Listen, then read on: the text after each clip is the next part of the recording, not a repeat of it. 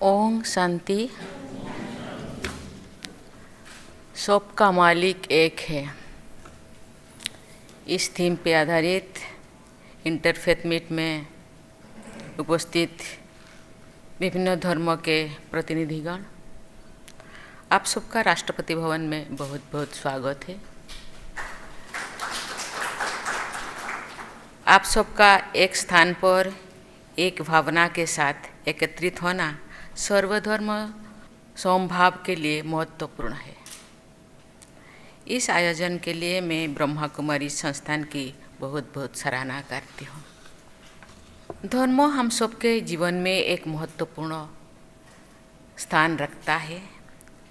इसने विश्व समाज, संस्कृति और राजनीति को सदियों से प्रभावित किया है।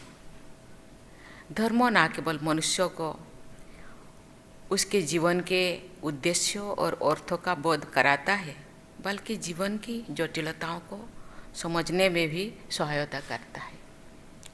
धार्मिक मान्यताओं और प्रथाएं विपरीत परिस्थितियों में हमें राहत, आशा और शक्ति प्रदान करते हैं।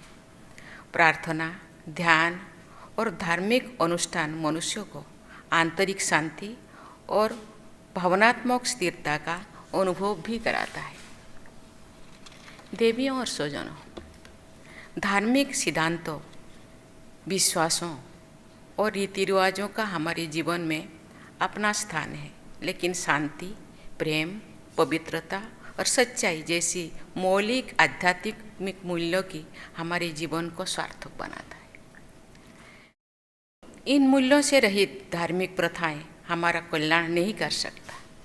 समाज में शांति और सद्भाव को बढ़ावा देने के लिए सहिष्णुता, एक दूसरे का सम्मान और सौहार्द के महत्व को समझना आवश्यक है। राष्ट्रपिता महात्मा गांधी के अनुसार मानवता का धर्म ही वास्तविक धर्म है। सत्य ही ईश्वर है और मानव सेवा ही ईश्वर की सेवा है।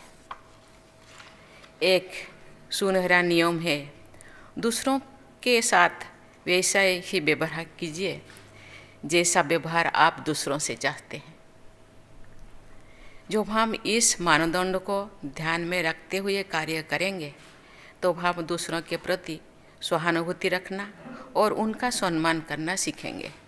सभी धार्मिक ग्रंथों में कहा गया है कि ईश्वर सबसे प्रेम करता है और उसके लिए सब एक समान है।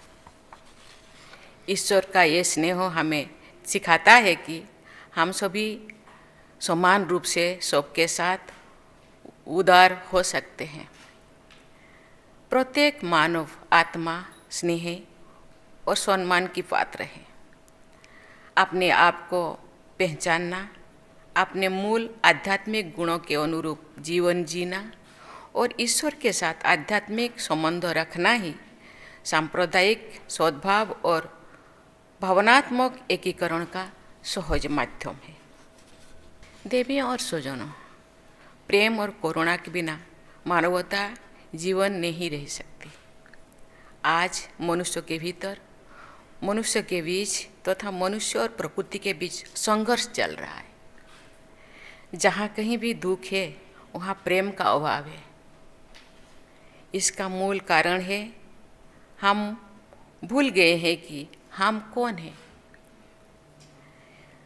हम बाहरी सुख की तलाश में लगे हुए हैं। हम अपने संकल्पों और व्यवहार से जो शांति, प्रेम और खुशी का अनुभव कर सकते हैं, उसे छोड़कर मृग तृष्णा के पीछे हम सब दौड़ रहे हैं।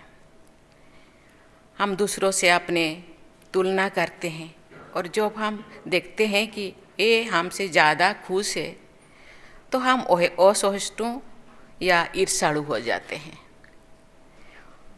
उनके पास जो कुछ है उसे पाने की इच्छा करने लगते रहे।